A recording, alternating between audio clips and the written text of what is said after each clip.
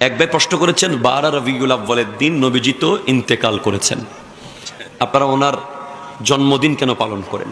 সুন্দর প্রশ্ন, যৌক্তিক।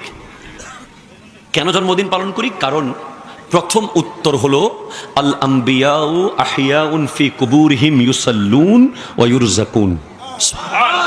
নবীগণ রওজার ভিতরে জিন্দা, সেখানে তাদেরকে খাবার দেওয়া হয়, সেখানে তারা নামাজ আদায় করে। এটা একেবারে অথেন্টিক সহিহ হাদিস। সুবহানাল্লাহ, জোরে বলেন না। তো আমরা নবীজিকে মরা মনে করি না, এজন্য নবীজির মৃত্যু দিবস আমরা পালন করি না।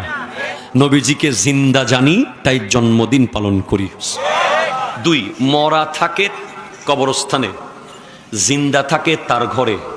মরা মানুষের জানাজা হয়, জিন্দার জানাজা হয়? নবীজির জানাজা হয়েছিল?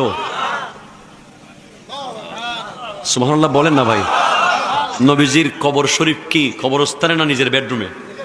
যেই রুমে নবীজি আয়েশা সিদ্দিকা রাদিয়াল্লাহু তাআলা আনহার সাথে সংসার করেছিলেন, ওই রুমেই নবীজি এখনো শুয়ে আছেন।